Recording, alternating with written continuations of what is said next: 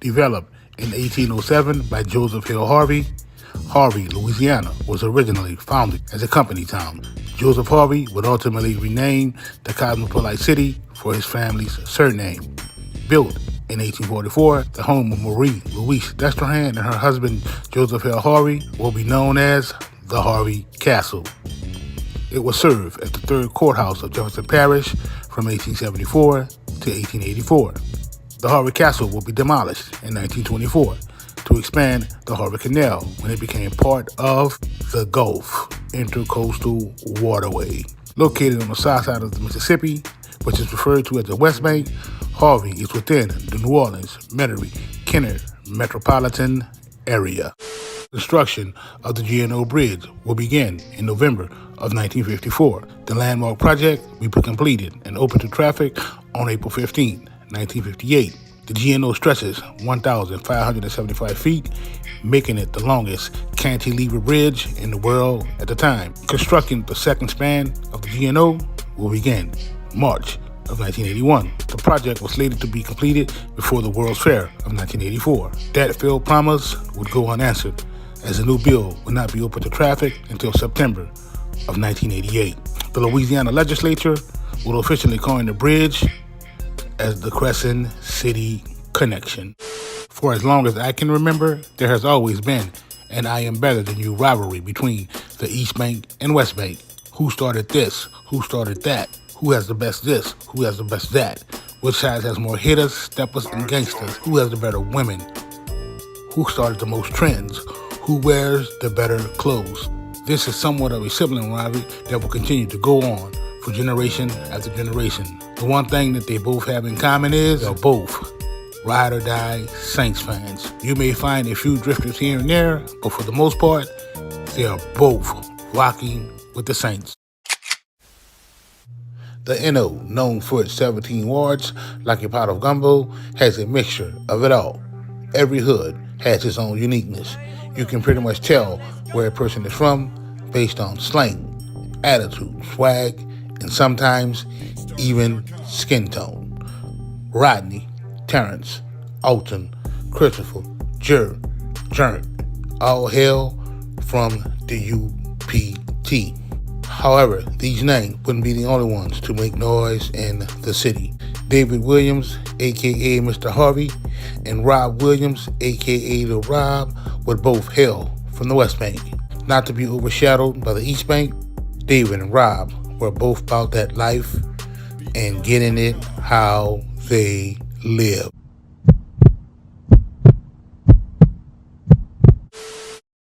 Born to Gwen Williams in 1984, David Charles Williams and his brother Robert were just like any other youth coming up in impoverished environments. Feeling like there was no way out, they would both take to the streets, hustling in the Scottsdale and Haydale neighborhoods on the West Bank as part of what we now know today as the Harvey Hustlers. The first federal indictments would come in 2012. Prosecutors would link to the April 1st, 2010 crushing of Reginald Francois. It was alleged that for years, the Harvey Hustlers operated an illegal ring from West Jefferson neighborhoods, bringing in that soft in 11.5 from Texas. It is also alleged that the muscle for the Harvey Hustlers would be a group of men known as the M Squad. The Harvey Hustlers would develop a reputation as the most feared on the West Bank. They will be tied to at least 7 crushings, including deleting an elderly bridge city woman. The Harvey Hustlers were known for transporting multiple birds of that white in 11.5 per month. Identified by their flashy jewelry and clothing, the Harvey Hustlers would also bear double H tats and burning gauze tats stamped Harvey. The Harvey Hustlers' actions weren't only directed at their ops, there would be a rift within its own ranks. A state grand jury would ultimately hand up a 30-count indictment on the Harvey Hustlers, charging 21 alleged members in a racketeering scheme. The indictment will link them to a criminal enterprise, charging them all with racketeering and conspiring to sell that soft, 11.5, and that perp. This indictment will be filed in the 24th Judicial District Court in Gretna, a month after federal prosecutors filed indictments in United States District Court of New Orleans, tying 12 alleged Harvey Hustlers to 4 West Bank crushings, in addition to moving that work and multiple weapons offenses. According to an affidavit filed in court by the FBI, the DEA began investigating the Harvey Harvey Hustlers in October of 2009. The state indictment would allege an array of charges, publicly linking the Harvey Hustlers to crushings and attempted crushing for the first time ever.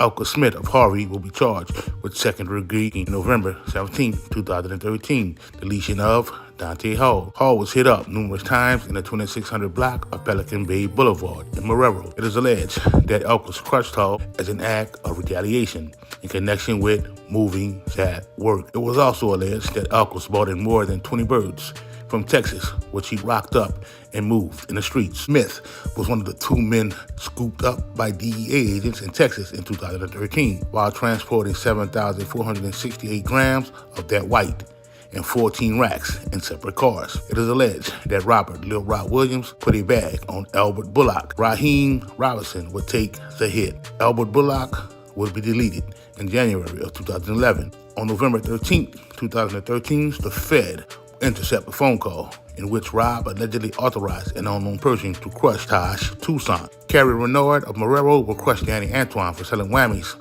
on one of the sets of the Harvey Hustlers. Charlie Gum, Deshaun Davis, and Devontae Robinson would all be brought up on second-degree working charges. They would also be charged by the state in the April 22, 2013 at the Lapalco Court Apartments in Harvey, in which 3 toddlers ages 1, 2, and 3 and 2 women ages 63 and 67 were wounded. Frankie Hookfin Jr. would also be accused of duty. Frankie will face trial in state court on those charges. The feds will serve up an indictment charging Frankie and 5 other alleged Harvey Hustlers in 4 West Bank crushings. Among their alleged victims was Dorita Richardson, who was in her home in the 300 block of 5th Street with her grandson, his girlfriend, and a 3-year-old girl. Gunmen would open fire.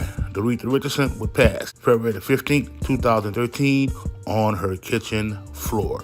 Frankie and 3 others will be accused of deleting Emil Washington in February of 2013.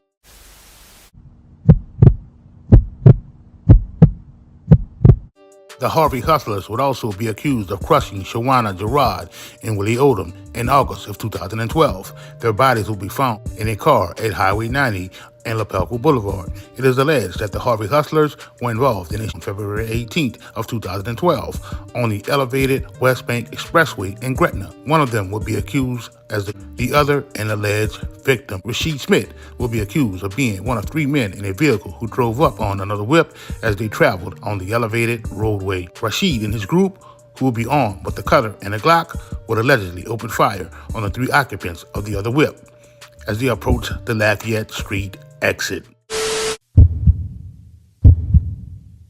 Let's rewind to 2010. David Williams, a.k.a. Mr. Harvey, was identified as the leader of the Harvey Hustlers until he was deleted in late 2010. The Harvey Hustlers would be balling out of control. However, there would be a fight for power of leadership positions. A war would break out, dividing the men into those who were riding for David and for those who were riding for brothers Melvin and Jermaine Hudson. The crushing of Chad Jones would spark outrage from David, who would later learn that Laval London was involved with the crushing of Chad. David would put a bag on Laval's head. Laval would be crushed August 21st of 2010. Melvin and Jermaine would not let this ride.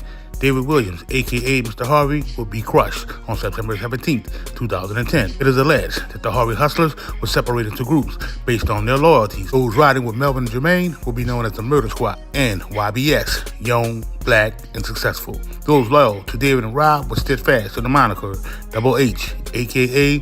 the Harvey Hustlers.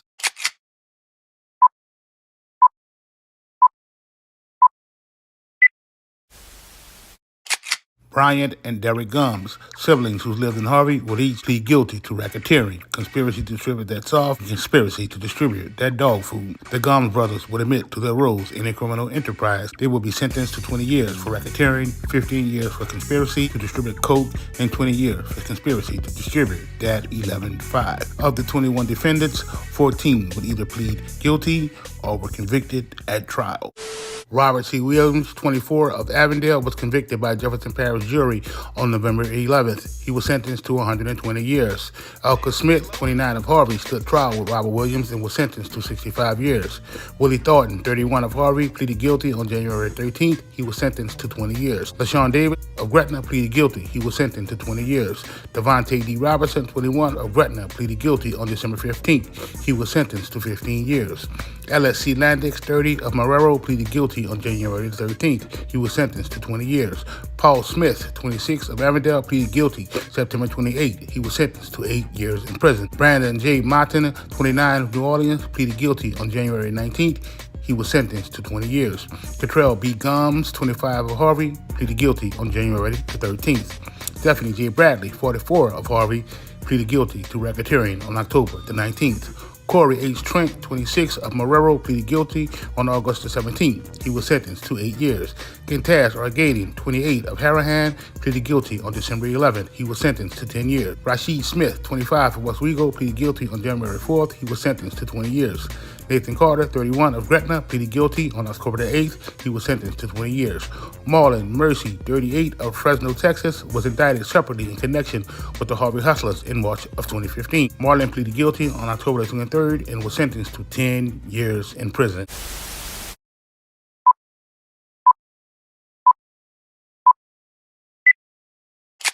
Known as New Orleans' red-headed stepsister, Algiers would be established in 1719, making it the second oldest neighborhood in the city. Originally owned by Bienville as part of the King's Plantation, it would stretch from Plaquemines to Donaldsonville and then to Natchez. It would be the site of the pens that held the enslaved Africans that were arrested, cleaned up, and ferried across the river to the French Quarter, where they would be sold into a lifetime of slavery, either locally or up and down the length of the river to the new French landowners. Algiers would also be the site of the city's powder magazine, for which Powder Street was named, and the city's slaughterhouse, which was called Slaughterhouse Point in its early history. As common belief may have it, Algiers is not just Algiers Point. Algiers stretches along 12 miles of riverfront from the Riverview neighborhood at Jefferson Parish Line to the cutoff at Plaquemines Parish Line with a depth of about 4 miles. This land would originally be cypress swamp with prairie lands to its rear. Algiers was developed from a community of hamlets with such names as Doverjeville, Marcyville, Olivierville, Gosselinville, Belleville, Brooklynville, McDonoughville, DeBuffville, Hindyville, Somerville, Leesville, McLelandville, The Cutoff, Aurora, Stanton, Silver City, and Oakdale. The land would be cleared and plantation homes built along the riverfront. The Spanish would arrive in 1769. They would sell off the lands in Algiers belonging to the Crown and aided homesteaders to establish farms and develop the West Bank. The two most famous of these early landowners would be Bartholomew Duverger, whose land will be divided into lots in the 1840s to form what we now know as Algiers Point, and John McDonough's, whose home was on Adams Street between Newton and Homer Street. McDonough's home and several other buildings throughout the history of Algiers slipped into the river when landslides or crevices occurred. The first settlers would be the French and later the Spanish, who would clear the land with the help of the slaves. Later immigrant groups were Les Americanos from the eastern seaboard after the 1803 Louisiana Purchase. Then would come the Germans, the Irish, the Italians, and Sicilians, and other smaller European groups of immigrants. Before 1803, Catholicism would be the only acceptable religion in Louisiana, but after that date, Algiers and the rest of Louisiana were infiltrated by Methodists, Lutherans, Episcopalians, and Baptists. Algiers would be built up along the riverfront from 1819 with large shipbuilding and ship repair interests, dry docks, sawmills, lumber yards, and an iron foundry added to the commercial corridor on the river. Most of the inhabitants in the mid-19th century would have occupants related to shipbuilding. Early commercial interests in Algiers would include lumber, wax, and sugar. The lower coast continued with a history of truck farms, citrus groves, dairies, and plantations into the early part of the 20th century. Before all of this, Algiers would have a Native American population whose encampment would be situated on what is now Opelousas Avenue. The Cajuns would come into Louisiana in 1785. They would be rested in a warehouse in Algiers, where they would be supplied with seed and tools before heading upstream to their land grant that would be given to them by the Spanish.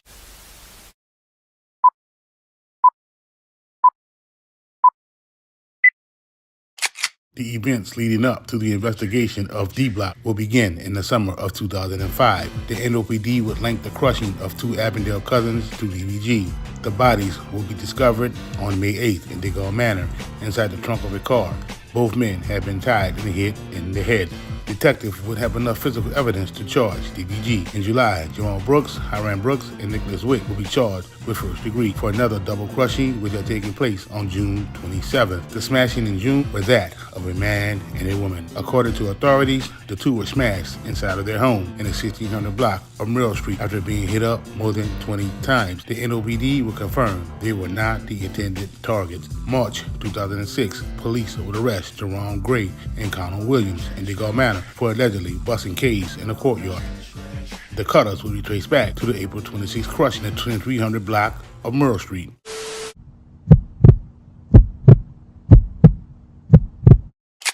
In April of 2006, the NOPD 4th District would link Brian Thomas as the fourth suspect to the June 27th double crushing.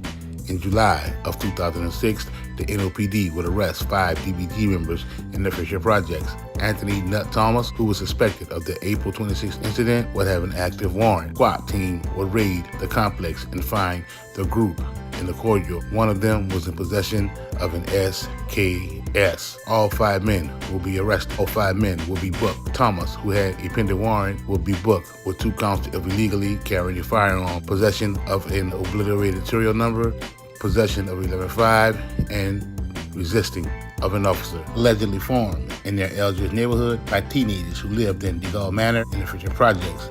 The name DBG will be derived from the apartments, which were nicknamed D Block. The D Block clique will be tied to several crushing, most of which were between 2005 and 2007. The NOPD's 4th District claimed to have been tracking DBG since the mid-2000s as they pumped dog food and that girl out of abandoned units in the DeGaulle Manor apartment.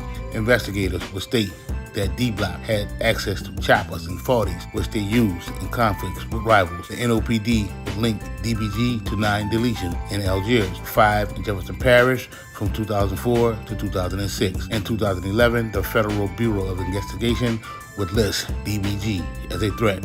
In 2017, 3 members will be arrested on West Park Court in a raid of possession of a blicky while in possession of that boy and that girl, possession of a stolen gat, and possession with the intent to distribute 11.5 in that perp, as well as a felon being in possession of a firearm. During the search, detectives will confiscate multiple tools, 31 bags of 11.5, and 35 bags of that perp. In 2006, the NOPD would confirm a dozen hits in Algiers would be connected to D-Block.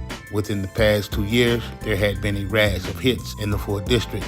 15 of those will be linked to D-Block. DBG was rumored to mainly be composed of young adults ages ranging from 16 to 25, pumping out of the DeGaulle Manor, a 365-unit housing project.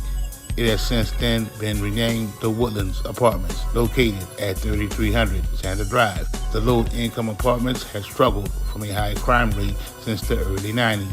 Residents of the apartments will state that DBG have been pumping in the manor for years. 70% of the complex will be single mothers that will complain about hearing and seeing shootouts and dudes hustling on a daily basis. Steppers and hustlers would also be active in Jackson Landing and Park Fontaine. DBG would defend their turf against outsiders. With approximately 140 of the units vacated due to Hurricane Katrina, the remaining units would be in terrible shape and in need of repairs. The boarded up apartments would serve as trap houses. DBG would play the courtyards and breeways strapped with choppers equipped with 75-round magazines.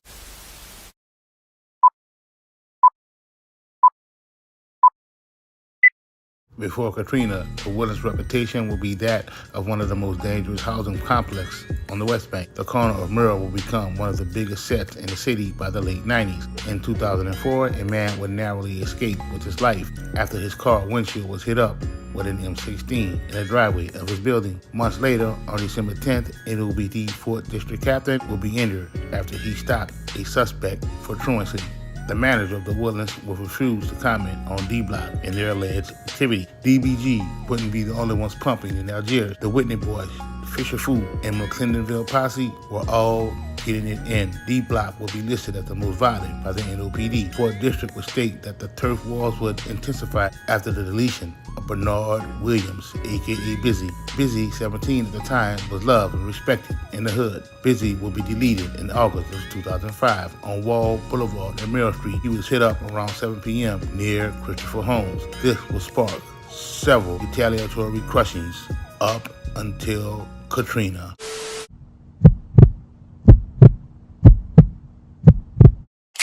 Is this the man you saw that night? Yes. The man he identified is Slugger Morris. The reason I know him because he got that tattoo right here. That tattoo that looks like a New Orleans Saints symbol in the middle of his head. Jones says Morris extorted money from him and threatened the lives of Jones and his family. Slugger Morris was at Club Blaze, and he was there with Pac-Man Jones. L.A. isn't the only city with treacherous hoods. Scottsdale, located in Harvey, a.k.a. the Double H, on the West Bank in Jefferson Parish, was off the chain. Edward Slugger Morris was an aspiring rap artist and notable street figure from the Double H.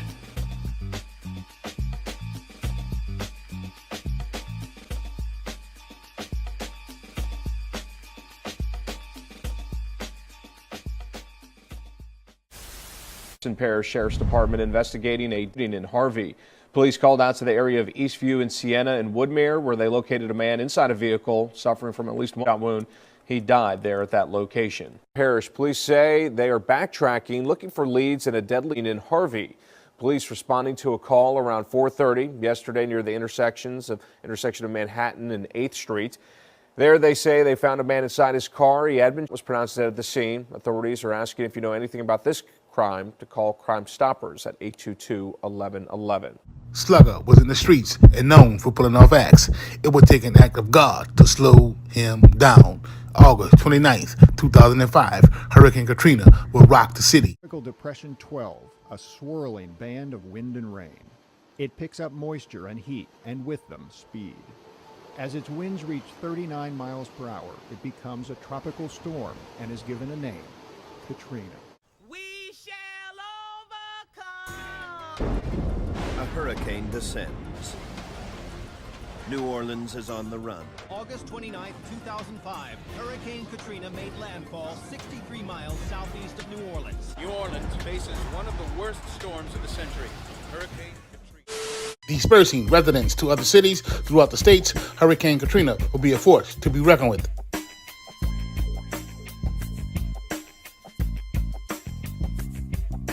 Slugger will stay behind, but will soon find himself landing in the ATL.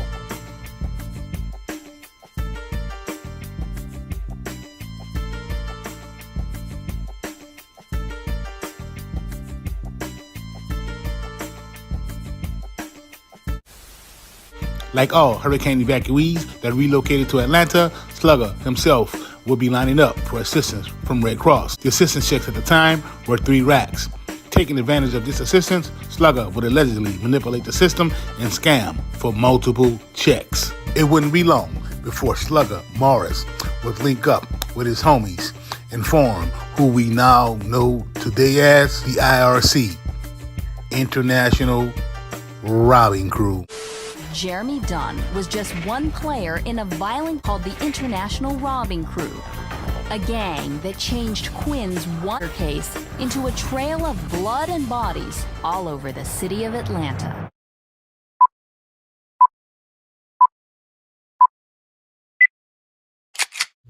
It was alleged and never proven that Slugger was the big dog of IRC. The first person to fall victim to IRC would be Mamadou Barry, a businessman of African descent, owned and operated a warehouse near the West End. It's alleged that the business was a front for a huge distribution operation. In November of 2005, Barry will be found deleted in the bathtub of his home. In April of 2006, military vet Ryan Harmon, while working security detail, will get into it with members of IRC outside of Club Magic. Ryan will attempt to charge the men for parking in front of the club. Daquan Stevens would laugh in his face. Not happy with this, Harmon would stunt on Daquan, pulling out the blicky, aiming at Daquan. Number 1 code of the streets: don't pull it if you're not going to use it. The men would catch Harmon, slip, and delete him. In May of 2007, IRC would plot on Randy Griffin, a known hustler and jewelry store owner. They would follow Griffin to his townhome, Unbeknownst to Randy, other members of IRC were already camped out in front of his crib. What would ensue? Griffin would get away, entering Carlos, a member of IRC. In June of 2007, Slugger would finally catch Randy slipping and crush him. Not only did Slugger and his crew target hustlers, it is alleged that rapper T.I. had been warned and threatened, which prompted Tip to cop illegal firearms, which he would later be busted for. The year 2007 in Atlanta would earn the name Bloody Summer.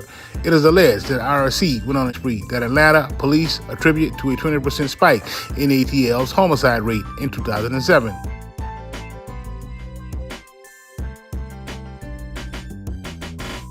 Adam Pac-Man Jones would find himself caught up as he would enlist the protection services of Slugger.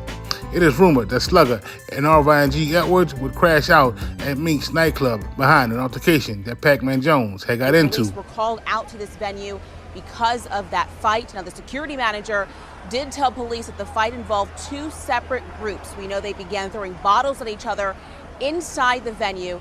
That's when security intervened and escorted both of those groups outside. And if we are taking a look at this video still right now, you can see just how big that audience was.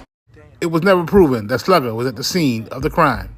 Jones would play games with the hit money that he promised. Upon being interrogated by the police, Jones would first state that he didn't know Slugger. Jones would later recant his initial story and claim that Slugger was extorting him.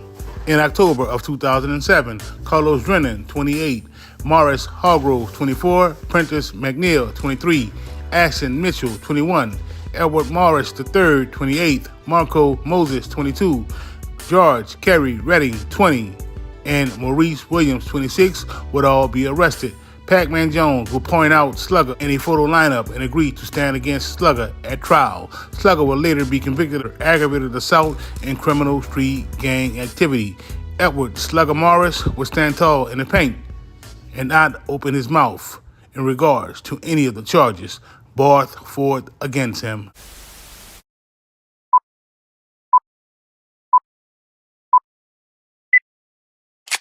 The 9th Ward, 8th Ward, 7th Ward, 6th Ward, 5th Ward, 4th Ward, and 3rd Ward are 7 of the wards that make up the city of New Orleans. In 1852, most of the boundaries that make up the first through 11 wards will be recognized and set forth into one centralized government. It wouldn't be until the expansion of the city in 1870 that the other wards would be formed. Originally created for political reasons that have been replaced by council districts, the wards still hold a lot of meaning for neighborhood identities within the city. The wards are divided by those that are uptown and by those that are downtown. By the 1980s, with the uprise of bounce music, there will be a rise in the use of wards as a means of identification. Artists from different parts of the city will put their wards on the map. Most of the urban slangs being used globally now all originated from New Orleans.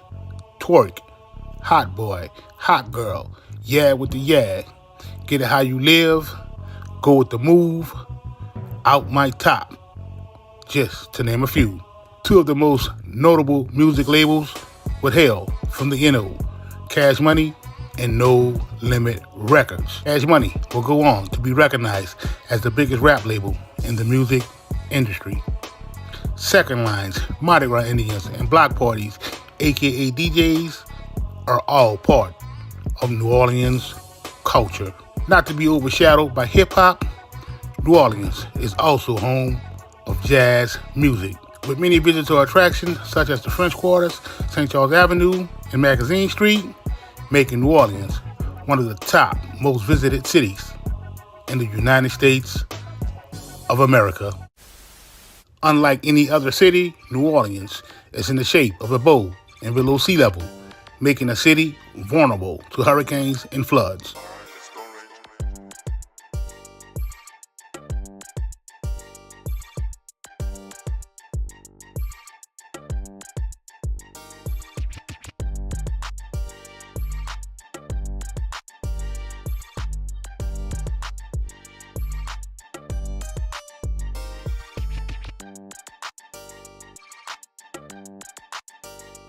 New Orleans has oftentimes been referred to as the melting pot of the South due to its multicultural residents.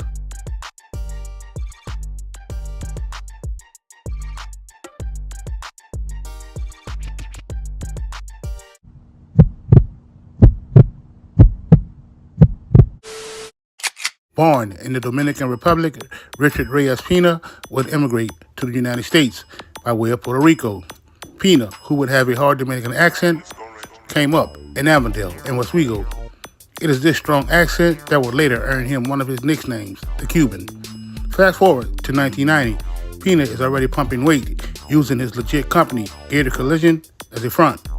It wouldn't be until 1993 that Pina would have his first encounter with the feds. A sting operation had been set up for Pina to cop 100 chickens. Realizing that it was a setup, Pina would not go through with the purchase. That same year, 1993, Richard Curtis, who had just come home from doing a 7-year bid in Angola, would jump back in the game. Richard had got put on, and his connect was the truth. Looking to legitimize himself and wash his money at the same time, Richard would open Funland Game Room off of Washington and Claiborne in uptown New Orleans, along with a legitimate trucking company. It's 1995. Richard, who had been home for 2 years now, was pumping that weight and copped the new Lexus. This would alert the wolves. Richard would be followed and apprehended by a corrupt NOPD officer, David Singleton, who would turn him over to Richard Pina. Pina, who had given Rich an ultimatum, wasn't having it. The rest would be history. Richard's dismembered body parts would later be found. Pina would be involved in several different incidents that would transpire before the abduction and crushing of Richard Curtis. At about 10 p.m. on September the 28th, 1991, the NOPD will respond to gunfire at the intersections of Carrollton and Ahart. 2 vehicles will be pulled over, one of which was a truck being driven by Richard Pina.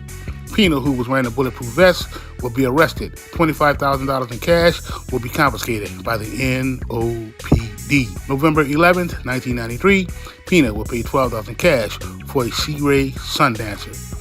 In June of 93, Pina, Roger Schmidt, Brian Lott, and Mitch Harden will form a promotional company, All Together Entertainment, which they would later use to bring Tupac Shakur to the city. In August of 93, Pina and his sister would launch Crystal Inc., which will fly under the flag of Pina's All Together Entertainment.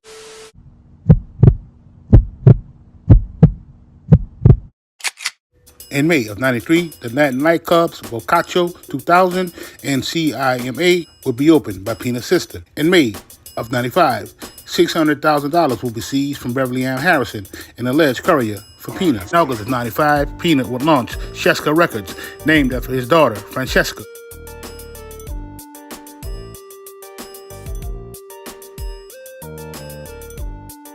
On January 6, 1996, Pina and Mitch Harden would bring Tupac to the city of New Orleans to perform at the Superdome. This was a major concert. Steppas and hustlers from every hood would attend. Singleton, who was already under scrutiny by the feds, would be acquitted in 1991 on federal charges of shaking down drug dealers. A year before nabbing Richard Curtis, Singleton would nab Harvey Harvey and deliver him to Pina. Harvey was for several days before he was his body buried in a shallow grave outside of Slidell. Singleton would be involved with taking the life of Robin Petrie in 1997, an alleged government informant. Roger Schmidt, who had agreed to work with the government, would also be crushed. On April 17, 1997, Pina will be arrested with 3 of his workers in Diamond Head, Mississippi, for various drug trafficking offenses. July 17, 1998, the grand jury will return a 14-count third superseding indictment against Pina. Charges will be 1 count of engaging in a continual criminal enterprise, 2 counts of conspiracy to possess controlled substances with the intent to distribute, 6 counts of taking the life of a human, 2 counts of conspiracy to take the life of a human, 1 count of using a telephone to facilitate the commission of a drug trafficking offense, and 1 count to launder money. Pina, a.k.a. the Ghost, a.k.a. the Cuban, will continue to run his operation from behind the walls of OPP. Trained to violence, Pina would develop a sophisticated system of communication using trustees, inmates, and 12 Sheriff Fody deputies. Pina's jailhouse maneuvers will result in a botched contract that touched off a war between rival dealers in the city. On June 9th, one of the most loved, feared, and respected men in the city, Randall Watts, a.k.a. Slim, would lose his life. During an executed search of a Waveland, Mississippi hotel room rented by Pina's wife, the feds will recover 2 suitcases and a duffel bag filled with more than $400,000. One of the whips that was searched would allegedly produce a Glock 40, 25 racks, and a handwritten ledger.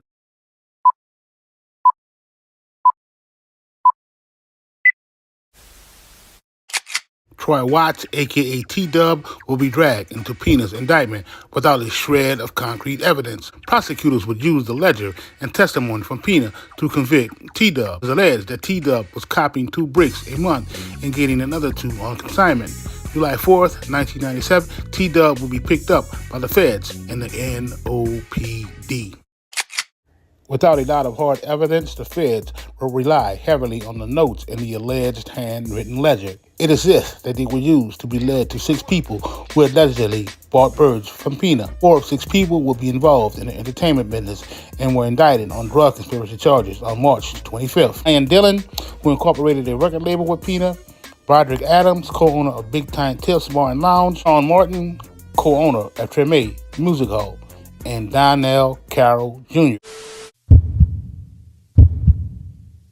The other 2 suspects will be Daniel and David Garcia, Cain and Abel from Master P's No Limit Records. DEA agents will pop up on the twins at their crib in Baton Rouge. The twins have been given a choice: implicate Master P or face indictment on narcotics conspiracy charges. The twins' motion will be brought before a New Orleans federal judge on July 21st, arguing that on March 24th, federal agents asked the twins to be their eyes and ears and cooperate in an investigation against Master P or face indictment.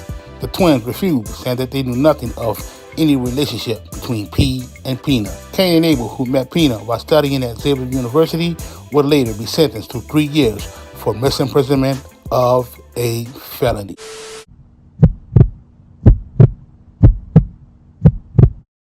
Known as the Little Man, Carlos would own a home at 620 Romaine Street in Gretna, Louisiana. In the late 30s to the early 40s, he would also live in an apartment above his liquor store in Algiers. The Little Man would have an abundance of properties on the West Bank. His father would work at a farm in Myrtle Grove when he first came to the U.S. and would later buy land in Algiers. In the 30s, he would also own a bar in Gretna called the Brown Bomber. The Little Man was originally laid to rest at Restlawn in Gretna. His remains would later be moved to the Metairie Cemetery. This is the story of Carlos Marcello, the New Orleans mob boss.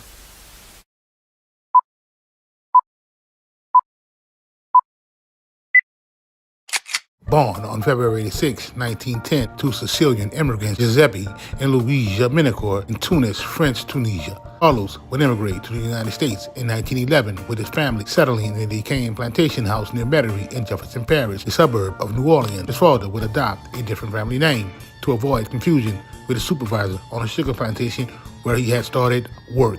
Marcello would be the chosen name. The family would change all of their names. Calogero Minicore would become Carlos Joseph Marcello. Carlos would have 8 siblings: Peter, Rose, Mary, Pascal, Vincent, Joseph Jr., Anthony, and Salvador. In his younger years, Marcello would turn to petty crimes in the French quarters. Carlos would later be imprisoned for masterminding a crew of teenage gangsters who carried out robberies in the small towns surrounding New Orleans. At the time, local newspapers would compare Marcello to the character of Fagin from Charles Dickens' novel Oliver Twist. Marcello's conviction would later be overturned.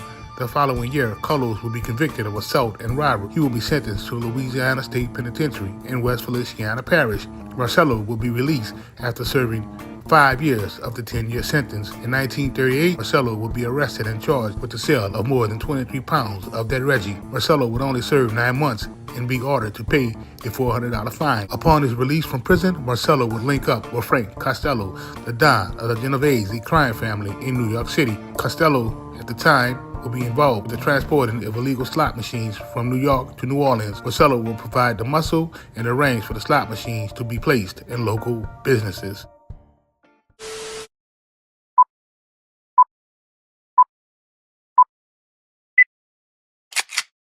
Frank Costello would learn about Carlos Marcello when he began asking his contacts in Louisiana for the name of a reliable, loyal person who could handle part of his operation on the ground.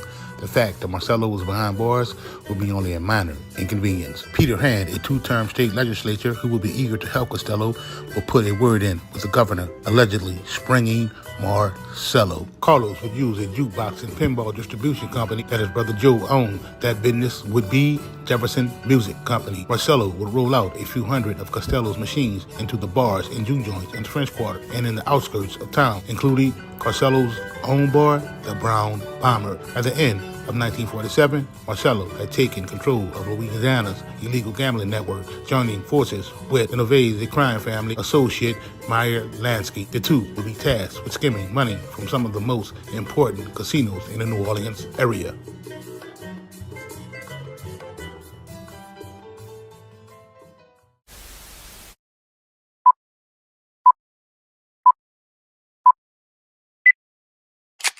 Marcello would also earn a cut of the money being skimmed from Las Vegas casinos in exchange for being the muscle in Florida real estate deals. It wouldn't be long before Marcello would be selected as the godfather of New Orleans Mafia by the families, capos, and approval of the commission. This move will be made after deportation of Silvestro Corolla. Marcello would sit in the seat of Don for the next 30 years. In 1975, during his extortion trial, two witnesses would describe Marcello as the godfather of the New Orleans crime syndicate. Marcello would appear before the U.S. Senate's Committee on Organized Crime on January 25th of 1951. Carlos would plead the fifth 152 times. Frustrated with Marcello, the committee would label Carlos as one of the worst criminals in the country. Marcello would continue the family's long-standing tradition of fierce independence from interference by mafioso in other areas, enacting a policy that would forbid mafioso from other families from visiting Louisiana without first asking permission. On March 24th, 1959, Marcello would again appear before the United States Senate's Committee Against Organized Crime. Serving as chief counsel of the committee would be Robert F. Kennedy. His brother, Senator John F. Kennedy, would also be a member of the committee. In response to committee questioning, Marcello would again invoke the fifth and refuse to answer any questions relating to his backgrounds, activities, and associates. Marcello would hate the Kennedys from then on out.